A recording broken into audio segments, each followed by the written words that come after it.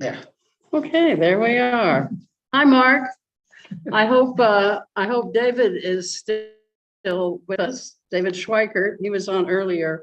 We're in Mexico and we no longer have daylight savings time. So we're still on regular standard time. So I apologize to those who got on an hour earlier. I'm Betsy Bowman. I'm your host for today. And I'm delighted to welcome you to the Global Justice Center report. As you know, the Center for Global Justice, El Centro para la Justicia Global, is a multinational bilingual research center located in San Miguel de Allende, Mexico. And we are devoted to research and learning for a better world and empowering the solidarity economy, which we do by teaching about cooperatives, by visiting cooperatives, by doing classes on how to start a cooperative and supporting some of the cooperatives in the or any of the cooperatives in the area of San Miguel. I'm delighted today. This is Women's Month. The rest of the year, of course, is devoted to men. I'm delighted to introduce Medina de Wit, who is a very well-known Mexican author, and she is speaking today on her latest book, Healing the Maternal Wound, W-O-U-N-D. I'm not familiar with her work, but it sounds fascinating. And I'm anxious to hear about it. And she describes her work in the context of patriarchal cultures. The healing the maternal wound refers to the pervasive capitalist cultures rooted in colonization and destruction of the earth that have come to dominate much of the world. Well, we know that. This talk is focused on women, Mexican women, and what she has learned from Mexican women. I also want to announce that on Thursday at 11:30 Central Standard Time, we'll be showing the film Argentina 1985. Now, this, of course, has been in the theaters all around the country, here in Mexico as well. It tells the story behind the efforts of two prosecutors to hold the leaders of Argentina's dictatorship accountable for the heinous crimes that they committed during the dictatorship from 76 to 83. The court case is known as the trial of the juntas. And what it makes our presentation of the film very special is that the documentary filmmaker, Judy Jackson, will be here to discuss it. And she has made other films about Argentina, lots of different countries in Latin America, Africa. She knows the effects of imperialism and patriarchal cultures and capitalist cultures around the world, and is very familiar with the grievous trauma and harm that it has caused. And she knows a lot more about the details of the situation in Argentina than others of us at the Center for Global Justice. So she will be leading the discussion. So just to listen to Judy talk about it is worth tuning in on Thursday at 11:30 Central Standard Time. And then in the fall, we're planning to do a series of events around the whole issue of international justice and the International Criminal Court, which of course the US has not signed on to, neither has Russia, I don't know, other countries. And she did a documentary on the International Criminal Court. And so that's something that we can look forward to in the fall. So good to see you there, Mark. I hope David comes back on. So now I'll turn the floor over to Ora. Perfect name. Hi, thank you very much, Betsy, for the introduction. And I'm very happy, very pleased, and very honored to be here. I have to thank specifically Cliff that invited me and wish for a very soon recovery, very fast recovery for him. So, okay, I'm going to talk about this subject, which I love, and why this book, Sanando la Vida Materna, which has to do with the feminine side of the planet, I can call it like that, and all the surprises that I have encountered even before I wrote the book with all these women that I work with. I'm a psychotherapist. I start like, I don't know, like 40 years ago or 50 years ago. No, 50, I was too young, 40 years ago, working on myself because I discovered somehow I did not like what I was learning in my house, even though I come from a home that I could call privileged because I'm a middle class and I have education. My parents were, very there for us to have a good education, English, university. We had a good life in that matter. I did not suffer like a father beating a mother or things like that. I remember when I used to go to visit my grandmother in Mexico City because we grew up in the Southeast, Tabasco, and it was my sister, my younger sister, my older brother, and myself. And in the mornings, my grandmother would say to us, girls, please make the bed for your brother. And I was like, why? What happened to him? Did he die during the night? What was the problem? He lose a hand? So the thing is that those things seemed so normal for me when I was growing up. I didn't like it, but that was the way it was. And then I remember I was dating this guy and he took me to his house. The mother, they were from a more popular area in Mexico City, and the mother will not sit down. She would be, attending everybody in the table, in the parties and everything. And I would go and say, why don't you sit? I can help you. Oh, no, no, no. And she was even angry that I sat because I didn't know these things, that I was supposed to stand up and serve the men. And then after they have eaten, we will sit. So those things I did not have in my house. So they were all like big shocks for me. And also one day that she asked me if I knew how to iron a shirt. And I said, well, I can handle it, but no, not really, a men's shirt. And she said, oh, because you're gonna have to iron. If you marry Jorge, you're gonna have to iron his shirt and make sure that the collar is very nice done. And I was like, no, I don't think so, we both can. I don't remember what I said, but I was in shock. And what really made me think more was what she said. If he is gonna go out and fool around with other women, you have to be proud that your man looks good. That was a shock for me. That was like, what? And then, well, my father, yeah, he went out and had lovers because that was very common in my hometown. Men were allowed to go out, not to have lovers, but the women expect them there to go to the burdeles and be with women and be with men drinking. So I always said, I'm never gonna marry a guy from Tabasco. I swear, and I left. It was very hard because I knew I did not like that.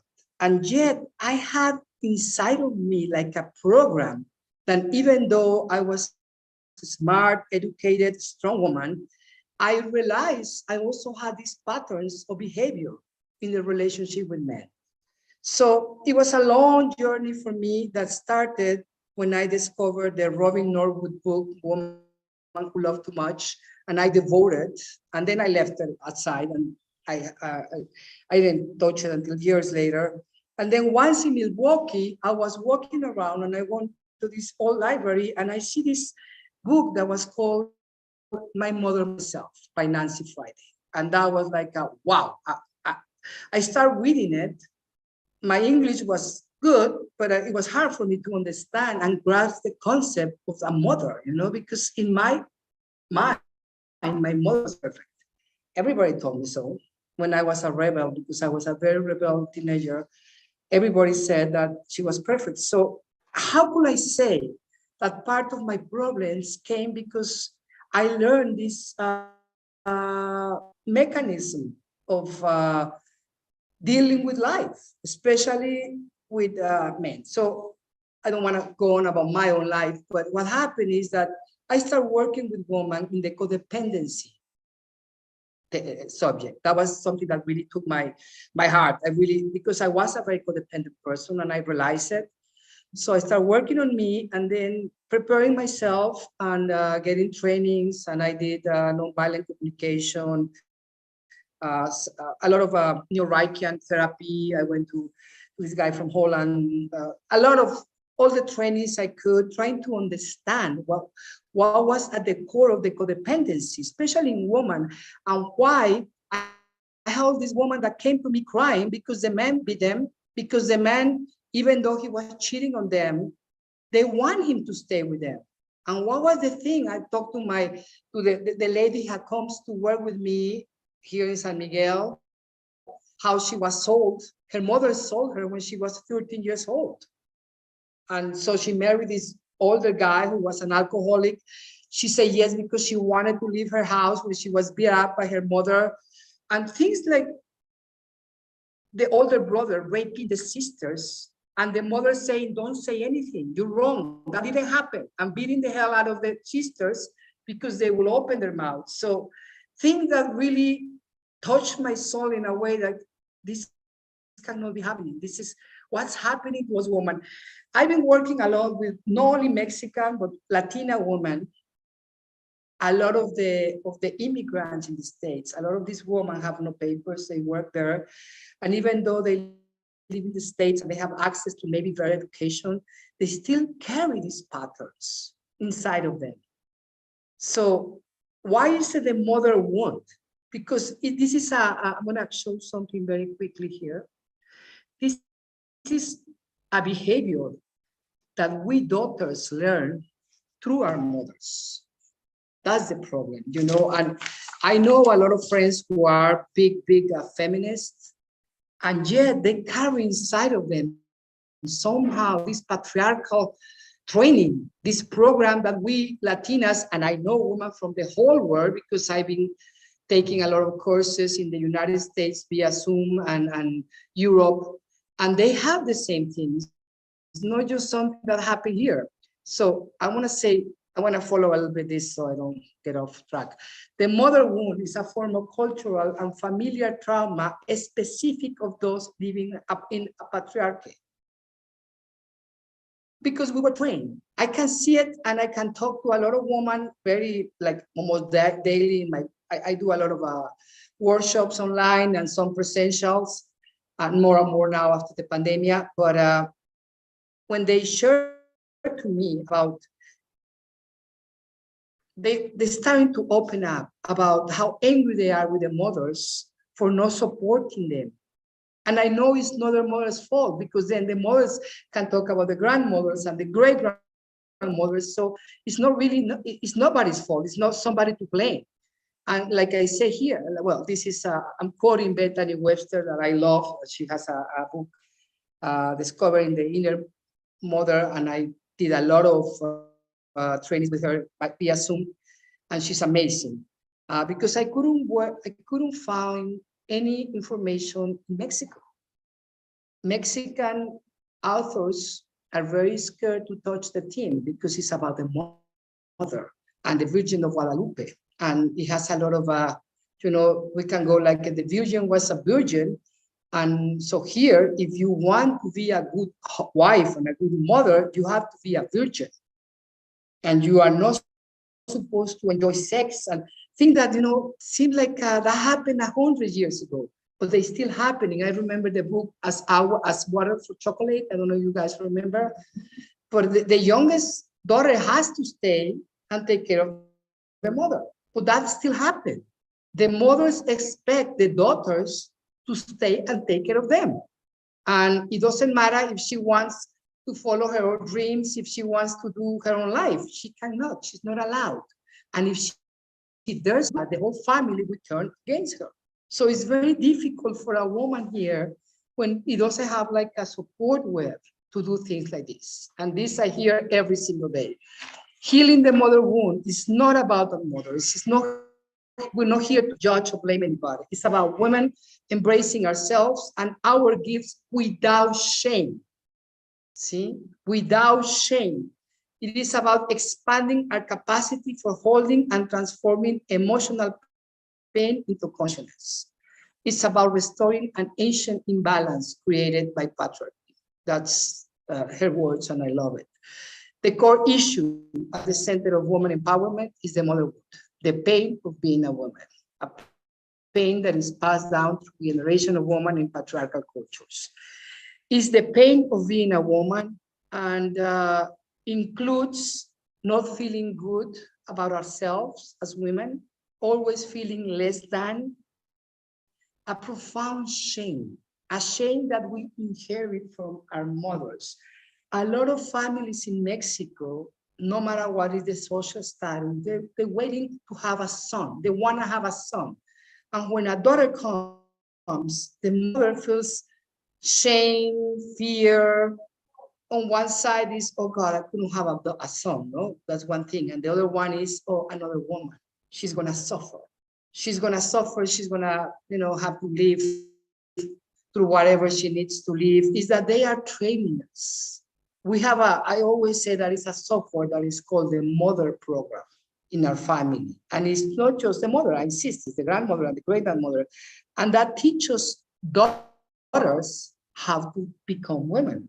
What is it that we have to do as a woman? So when I ask my clients, the women who come to my workshops, what did your mother teach you about being a woman? What's in your program, in that mother program? All this conditioning, all these ideas, all these beliefs that do not allow you to be free of it, no? Because unfortunately, the society here will attack still, even in modern times, even in I don't know, with more educated woman and more free woman, we still attack them. And when I say we, that's what I mean. We cannot expect men to change if we don't start changing these things here in Mexico. Like the mothers who give different treatment to the daughters and the sons. That happened. It's very, very common to see that here. The mothers fall in love with the sons. The mother reflects something that they don't want to see. See, it's like the pain. I don't want to see my own pain. The mother wound, this social condition rooted in patriarchy, exists on 4 levels: personal, cultural, spiritual, and planetary. What is the personal mother wound? That's what I was talking about, this program that we women have inserted, and men too, but it affects us a little more because we are learning to be women through this, no? To stand on our own feet or not stand on our own feet. A set of internalized limiting beliefs and patterns that originates from the early dynamics with our mothers that causes problems in many areas of our adult lives, impacting how we see ourselves, one another, and our potential. One of the things that I face in my women group is the mistrust among women. A lot of them tell me, no, I don't have girlfriend because I don't trust women. So how can we heal? How can we have a better world for us if we don't trust one another?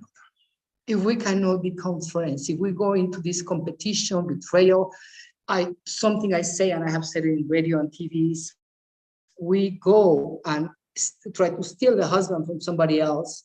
We go into these triangles, younger women who go and find their older man because they need to be supported and they don't care about the woman. And I took many years ago with this brilliant guy from Holland, Willem Popelier.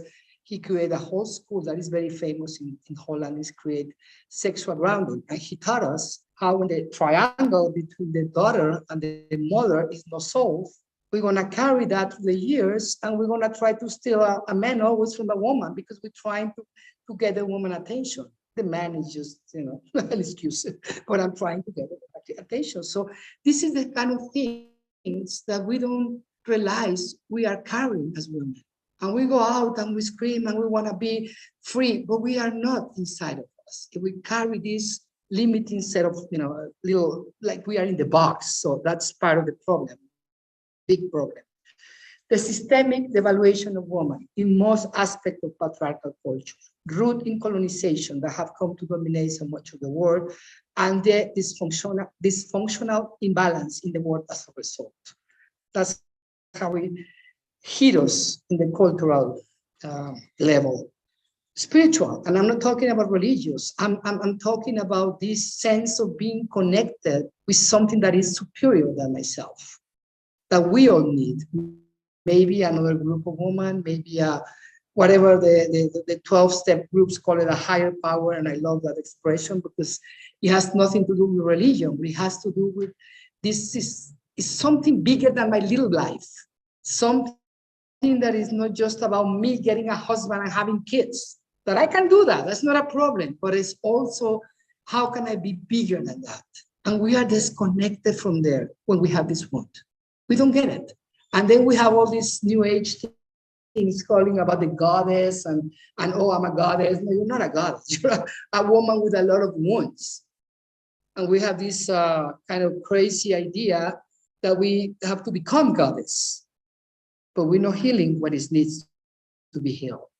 And the planetary aspect, because you guys know more about this than I do, but it's an example. And I copy these words from Eckhart Tolle that I love. The pollution of the planet is only an outward reflection of an inner psychic pollution. Millions of unconscious individuals not taking responsibility for their inner space. We don't take responsibility for an inner space. We don't take responsibility for the external space. See, I throw my garbage.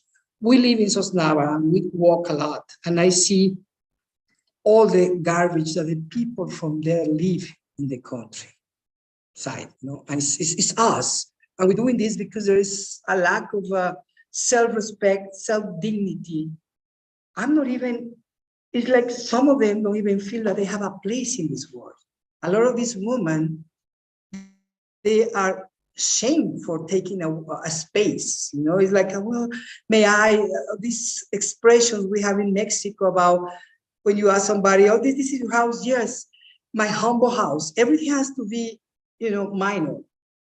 And we can talk about the Spanish and Indian support. It has all the roots there, but I'm not going to go into that. But that's, and then we found this, the women who are trying to empower themselves, and they are not realizing that we live in we have to choose. Under these circumstances, under this wound, we have to choose between love and empowerment.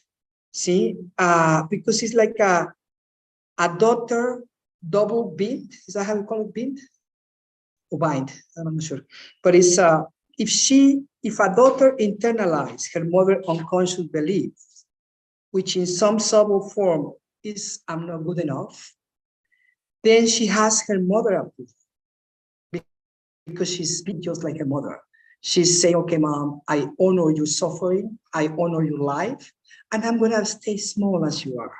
And I'm gonna suffer also. I'm gonna follow your patterns. Because that's something very unconscious. And she got the mother and the grandmother and the aunt approval. There is something about being a martyr in Mexico, a woman who puts up with a very, a man who beats her, who's a womanizer, who doesn't help. And everybody say, oh, what a good woman. She puts up with that guy. So she's like, I'm great, So it's something very twisted about these things that we have to realize. And when a woman like that, and that's many of them come to my practice, to my workshops, to my once an individual session, I find it very difficult because she takes pride on carrying suffering. carrying their cross, as we said in Mexico. She has to carry her cross, and she's proud to do it. And the cross is this, whatever she's living, this hell she's living. So that's what the daughters are learning. So what I've seen and things that I talk about in this book is how the cultural atmosphere of female oppression puts us all, the daughters, not in this double pain. If we don't internalize our mother unconscious beliefs of her own limitations, but if I try to affirm my own power and potential, then maybe my mother will see this as a personal rejection, because it's like telling my mother, your life is worth nothing, which is not true. But it's like the daughters identify with the suffering of the mother, and they continue the saga. They get a man who's very like the father, and these dynamics are very unconscious, and they operate on a continuum. So even the most healthy, supportive mother-daughter relationship may have this dynamic to some degree, because simply we are women in this society, and we learn this and from there. So for mothers who have, for daughters who have mothers with serious issues like addictions or mental illness, whatever, the impact can be very damaging, insidious. And we have to understand as daughters, and this is what I talk about in the book, is no child can save her mother. No daughter can save her mother. A lot of the daughters who come to me, young, older, whatever the age, they're very sad because they don't dare to leave their mother and go to live their own life. My mother suffered so much because of us. My mother sacrificed her whole life because of me or my sibling. How can I abandon her now? She's alone, or she's with my father who treats her bad. So that's a huge thing. See, that's a very, very huge thing that we are not allowed to talk about. But so we stay small because we don't want to offend our mother, our grandmother. So that's part of it. For daughters growing up in a patriarchal culture, there is a sense of having to choose between being empowered and being loved. There's a beautiful work that I've learned years ago about this energy of the feminine and the energy of the masculine, and how the feminine is the one who creates the nest and is the emotional caretaker. And the masculine is my side that allows me to go out and fight. But they are both wings, and they both necessary for men and for women to embrace our feminine and our masculine side. And I have a whole chapter of this here because I found it so healing. When I'm a woman in my teenage, I identify more with my masculine side because it was easier for me to go out than to be with women that I couldn't understand, with girlfriends that it was like, no, thank you. They're talking about husbands and kids and things that I don't want in my life. I want to go out and I want to fly and I want to have freedom, or the other way around. But the thing is that we need both.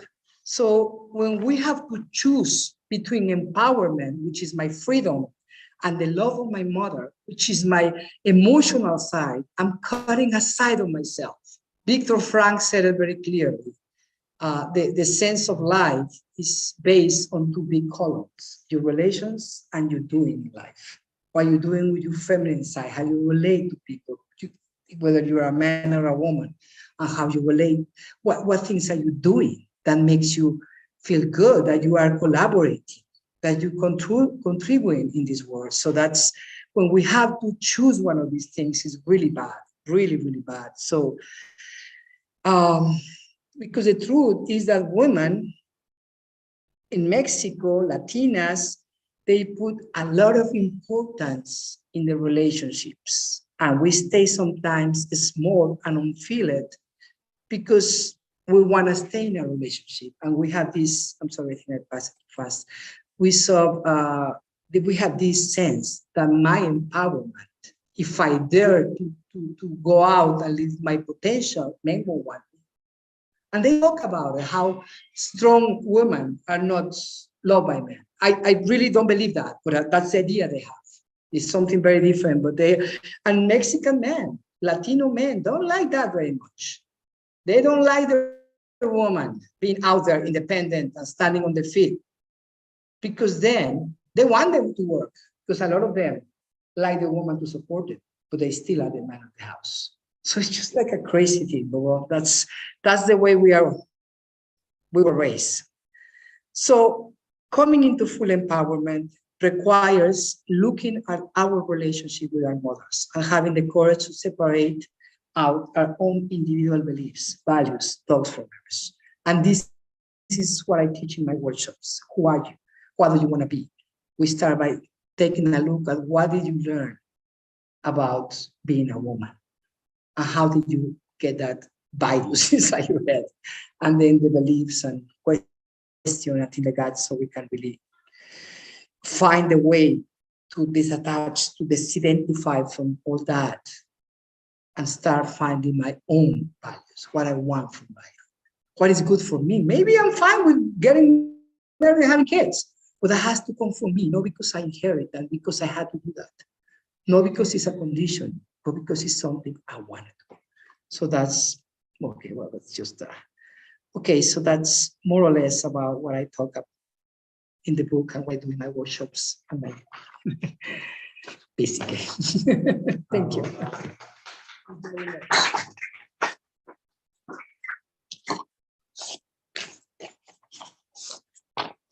Okay.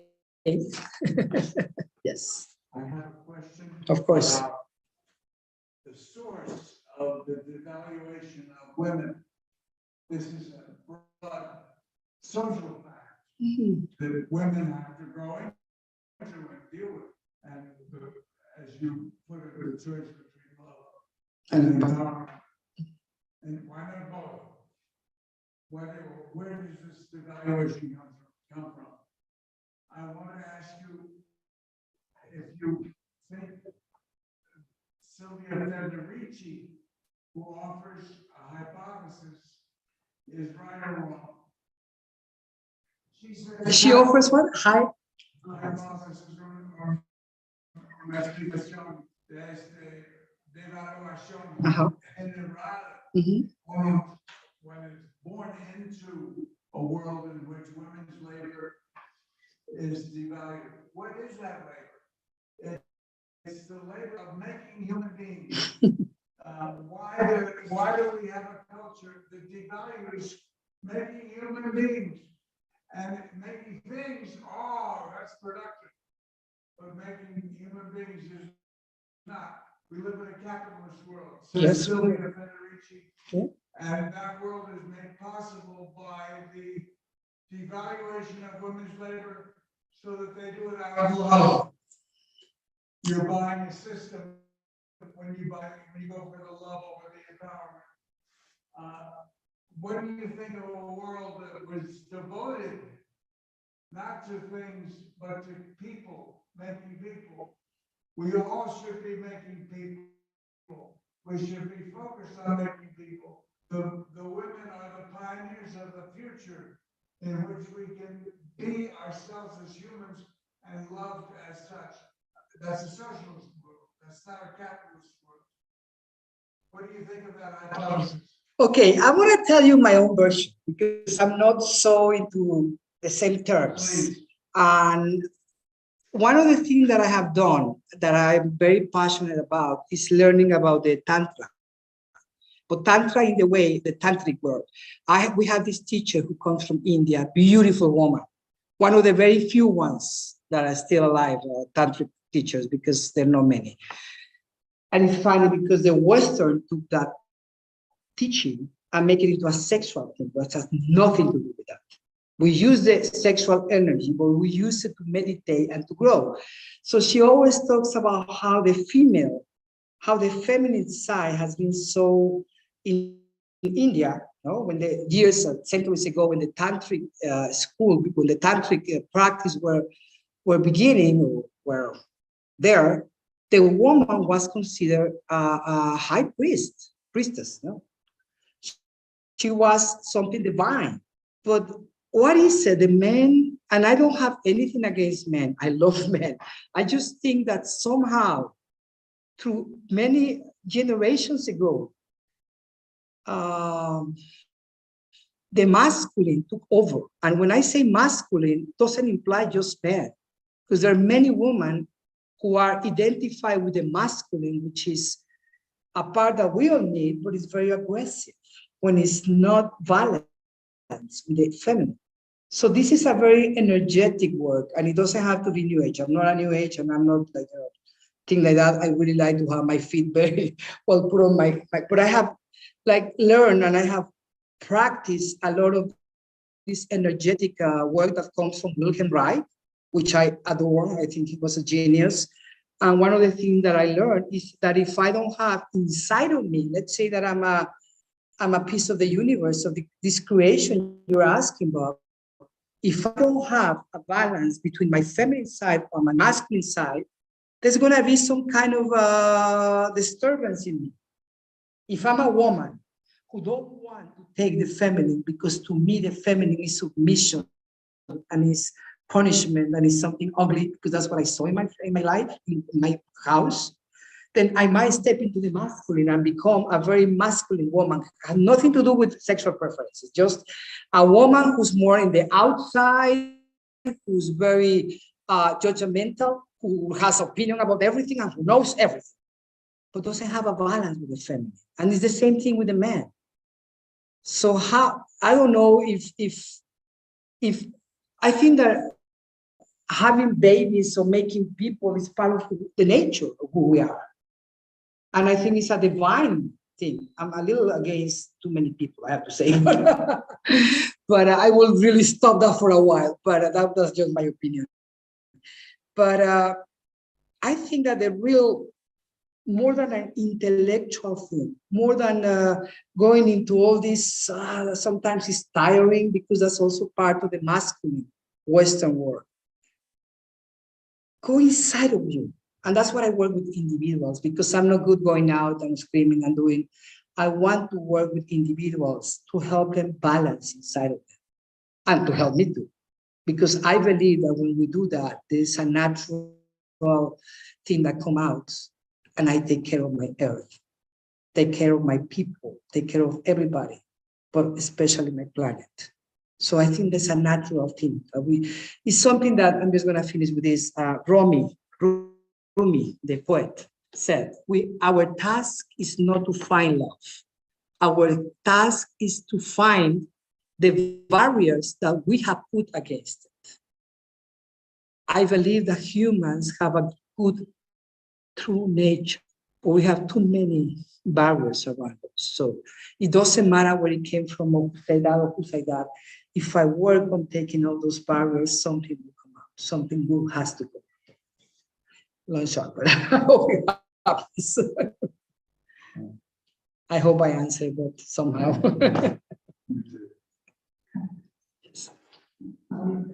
Thank you very much for a beautiful talk. I look forward to looking at your book. Thank Is you. it translated into English?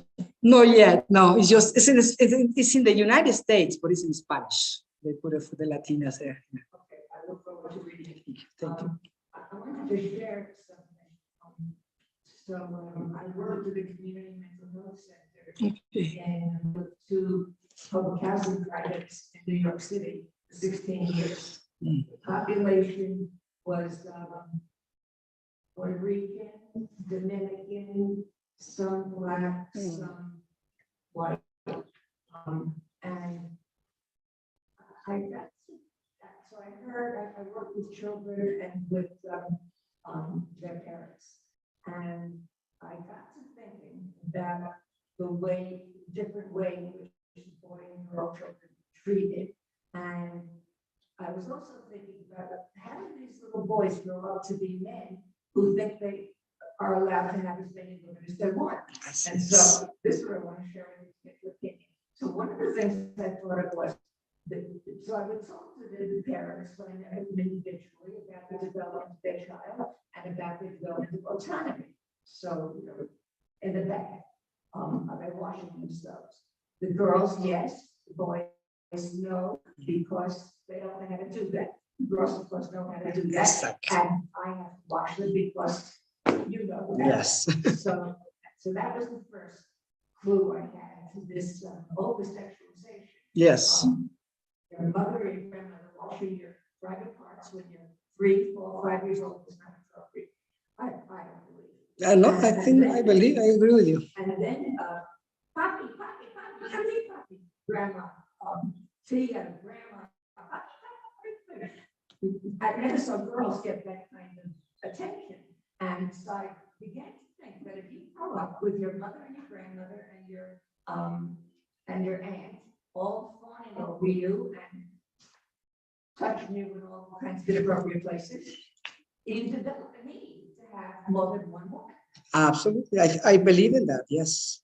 Thank you, because you're the first Latina woman who I talked that to who agrees with that. I have a very close example of a man who's a womanizer, a really charming and really, really nice guy. He's not a bad person. He's just a womanizer. And he believes that he can he can get away with everything. And we were talking about it, and his mom made him believe that. Not his father. His father was absent. What's another problem? An absent father, or father was also very macho. So the woman take over the education. And the men get the boys get such a good attention, like you said, and also abuse, a lot of abuse. So they think that they can grow up and do the same with women because all the women put up with them. So they just go out in the world and they think that the whole world is about their mamas, and tias, and grandmothers. And they're gonna treat them as well as they were treated when they were kids. And also, they don't realize, and that's what I talk to men also, they have a price that they are paying, and they don't realize that because they're being manipulated by a woman. This guy from Holland, I took the sexual round, said something that I believe is true. They got them by the balls. I'm sorry about but it's true. The mothers have the kids by the balls. So they're energetically, as William Bright would say, they have to take the energy out there to try to escape that link with the mother. And they become like totally cut off the grounding of this man. And that is psychopath, the social, it's not really a psychopath, it's like I don't feel anything, I can do whatever I want with women, and that's a lot of Mexicans.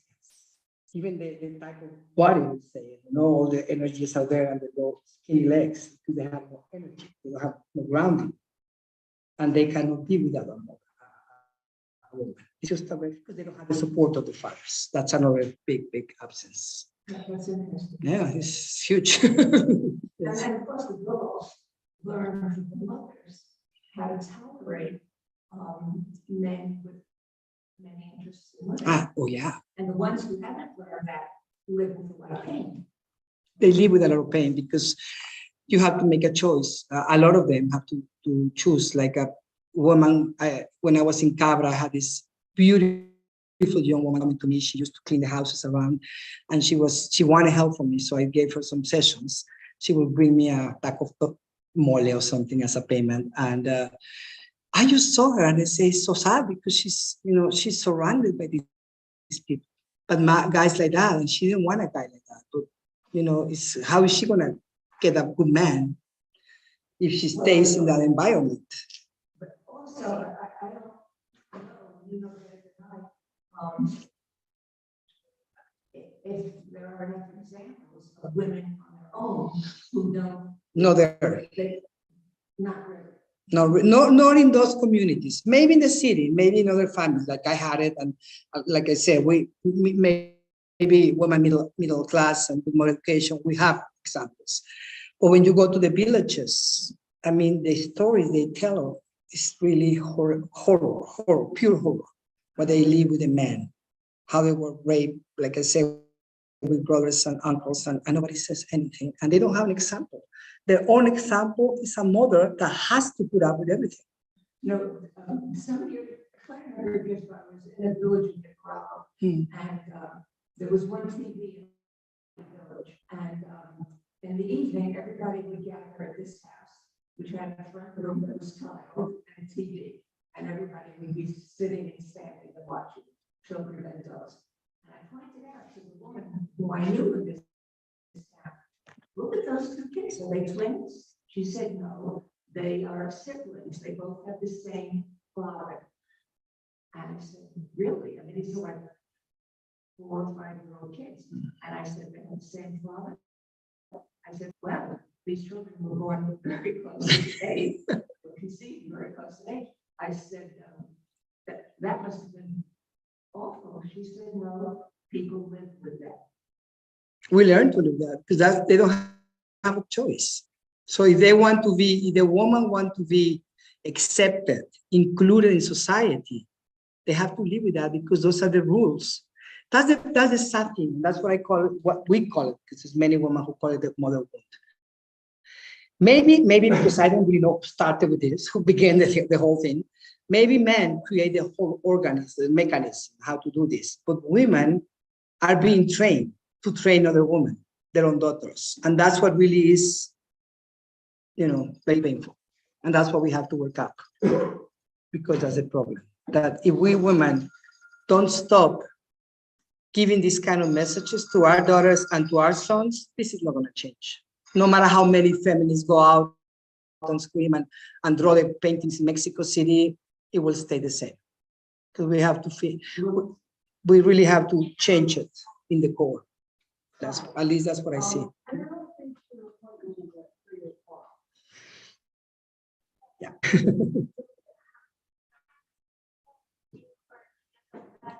Yes. How strongly do you think roles of women in households are in Mexico in the more laboring classes or communities versus the middle class and upper communities? Are they just different role or are there stronger with or without affluence?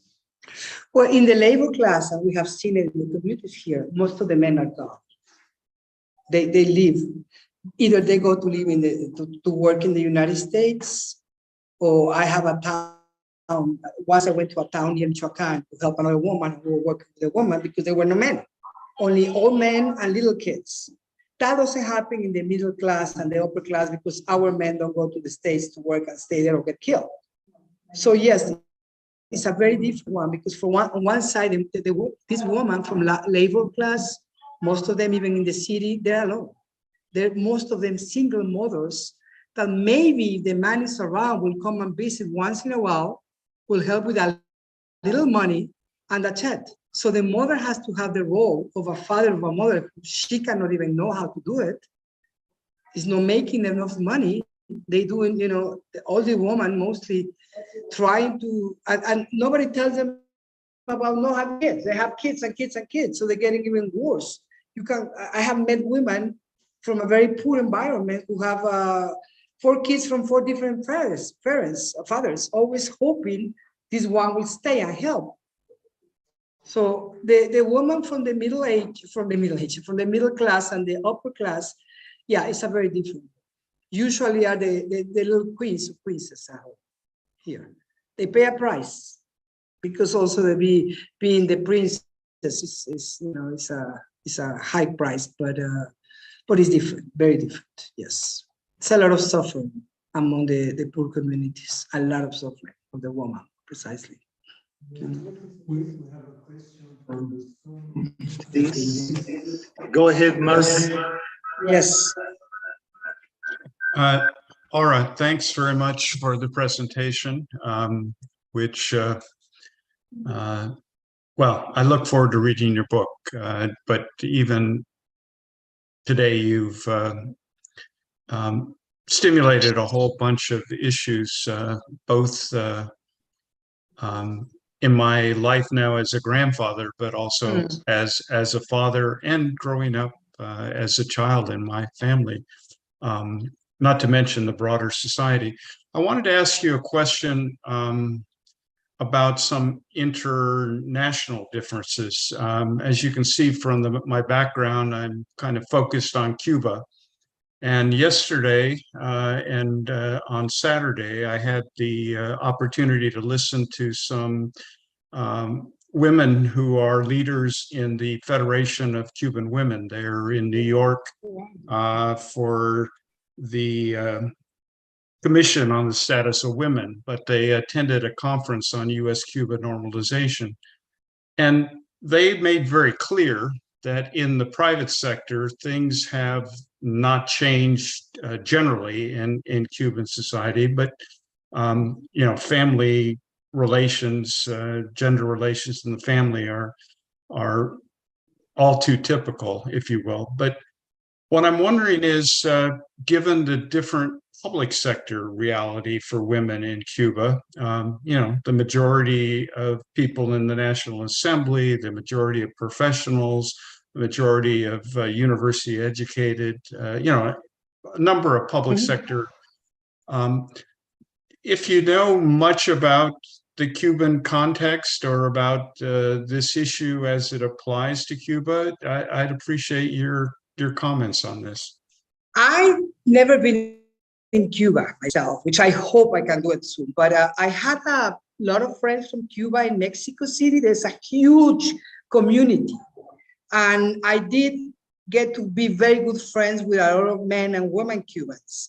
And the women from all kind of different worlds, so social status and money, some, and others not so much. And I have to say that the women were always complaining about men and how they have to support them many times, how they have to put up with them being womanizers. Maybe I don't remember, and this is something I have to check again, but I don't remember them complaining about men beating them like they do in Mexico. Maybe it's a little different that way because they're more like dancers, but they were always, talking about that, the woman. So I guess it does apply to every woman in the whole world because I have teachers from the United States, from Canada, from Europe, people that I have read, and they're dealing with the same subject. So yes, I think it applies to Cuba and to every country in different ways, maybe different conditionings, but it's the same little box, how to be a mother, a woman, and what do you have to put up with when you're a woman, if you want to have a man, because otherwise you're crazy. You are who knows what, especially in the Latin countries, Thank you. Oh, thank you. Yes.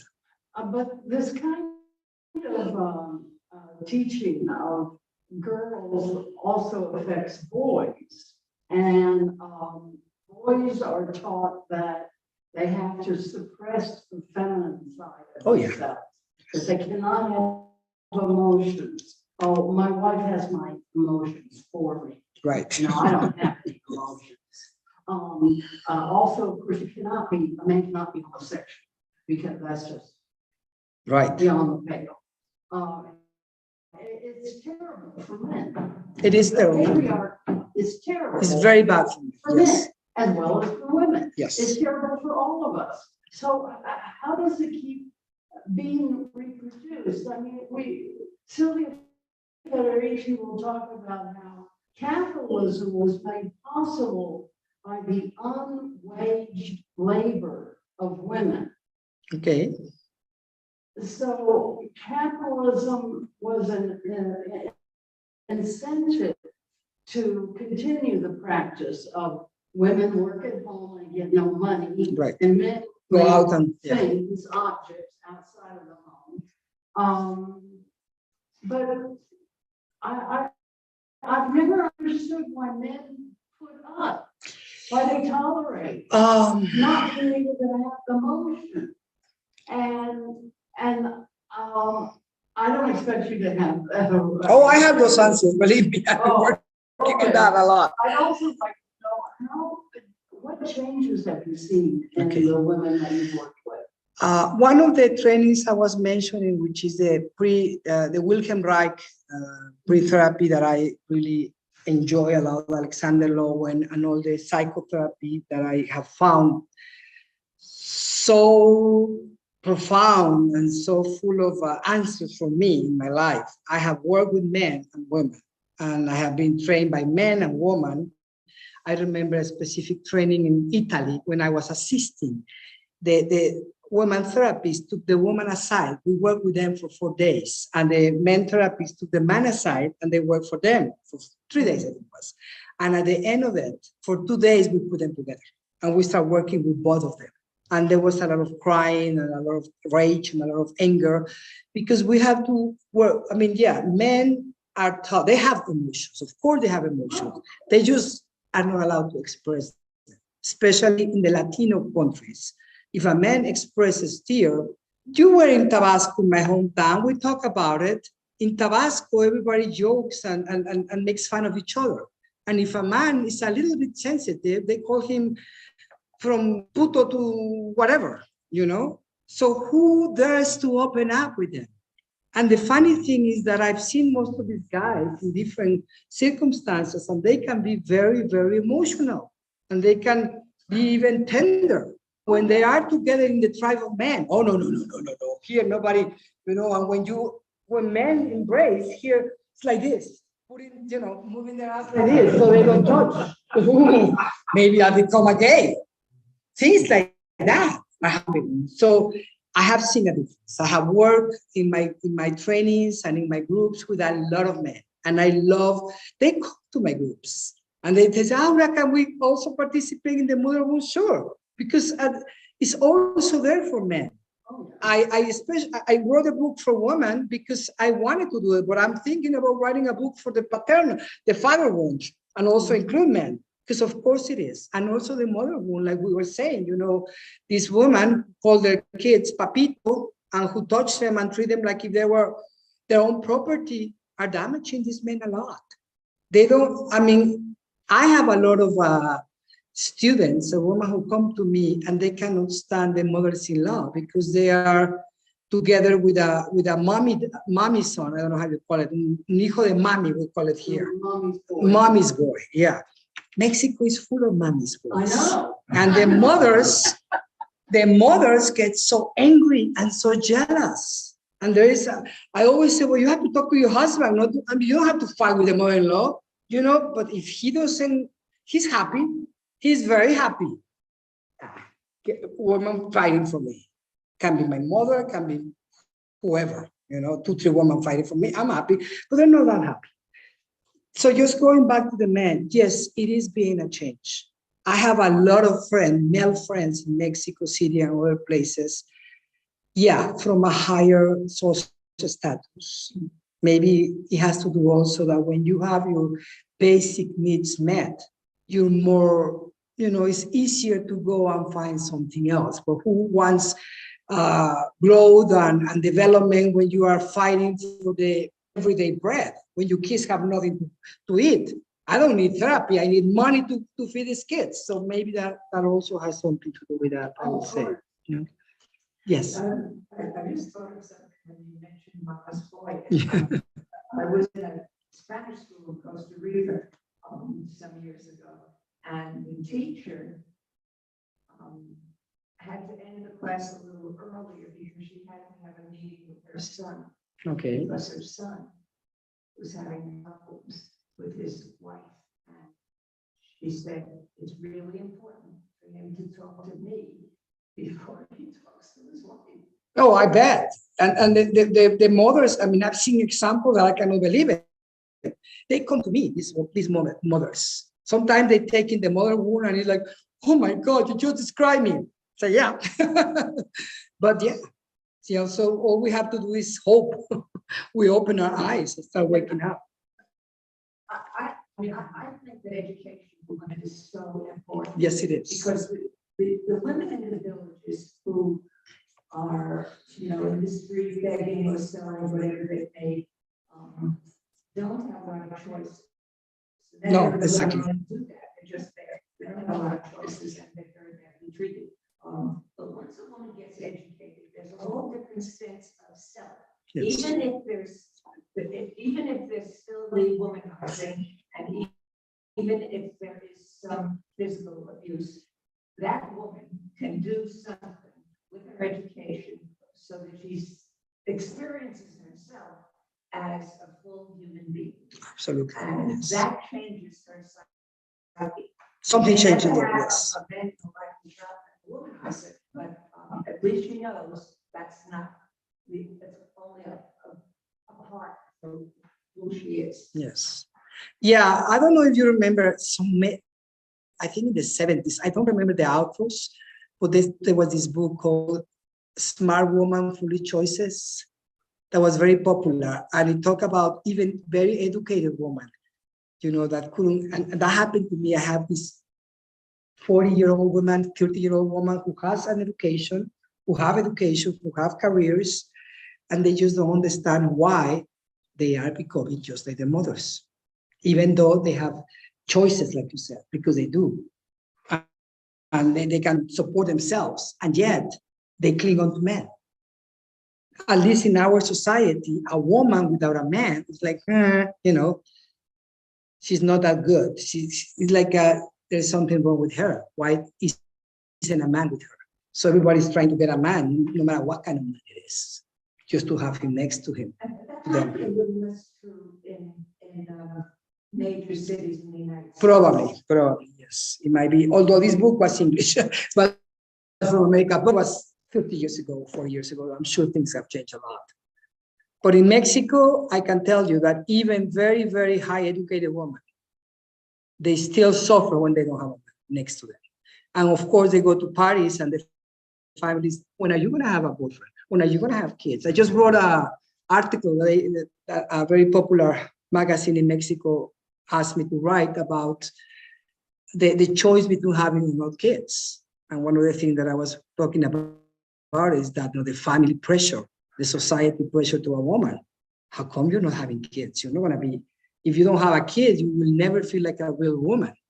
That's the thing here, So that's.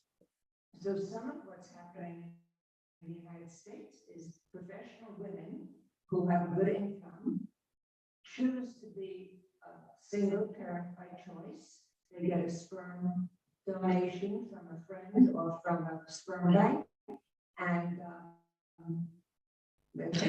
Yeah, and I'm gonna tell you what happened there. They say, I don't need a man to raise my kid, but they're not thinking that the kid needs a father, a real one. And a mother can never substitute what a father does to a kid. I mean, fathers do something, mothers do something. this is true. There can be a community of friends, male friends. It will help, but it will never be the same. And that we have to understand. And we have to. It's another grandchild. Wilhelm Popelier, my Holland teacher from the Netherlands, and he came to Mexico. He doesn't do it anymore. He's old now. He found this school of sexual grounding. I remember this very successful woman who was around her 40s telling him that she wanted to have a baby. And he was very, very strict with her. I remember saying, why do you want to have a baby? Why would you want to bring a baby if you don't have a partner, you don't have a father or a mother or a partner to help? Because I want to have experience, because I want to. And he asked her, do you think that, let's say I'm a soul somewhere, and somebody tells me, hey, there is a mother available there, but she, you're going to have to go and fulfill her. The reason you're not going to have a father, you're going to have to I don't know, fulfill her emptiness or give her the experience. So I'm very, very peculiar. I don't know if that's a word in English, but when somebody wants to have a kid on their own, they really have to think about it, because they're going to affect the kid no matter what, even if it's a huge community. Because the absence of a real father, it does hurt. And I've seen it over and over and over. But of course it happens, even with fathers who are never around. So, it just doesn't make a lot of a difference, I think. But that's just my opinion. But anyway, I think sometimes we women, and that happened in the first world, because I have taken trainings with Americans and Europeans in Europe and the United States. And we tend to lose the touch with the feminine side, afraid of becoming what our mothers are. And that's the big betrayal of the feminist, because we have to heal and then embrace our feminine side, because it's beautiful, And it doesn't matter if I'm with, my daughter is with a woman, and I love them both, and I have no problem with it. So I say, whatever makes you happy, but there is something about the feminine and the masculine that has nothing to do with the education or the civilization and about all these modern things. That is very deep and very natural and very, very inside of us. No, we have to find this balance inside and then do whatever. It doesn't matter. That's how I see it. Yes.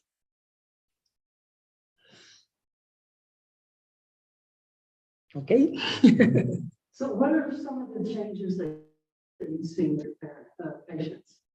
Well, they start, first of all, I think what I do most, what I like to see more about them is when they start questioning if what they are is what they want to be. If they're just following a pattern, if they're just following a certain education, or take them back to themselves. That's my whole thing. I never tell them what to do or how to do it, but it's like teaching, sharing, because that's the way, not teaching, sharing the way to go back home, to who you are, who you really are. What do you want? Because they come frustrated, angry, full of different stuff, taking pills. Like I have this friend that said she's very happy, but she has to take pills all the time.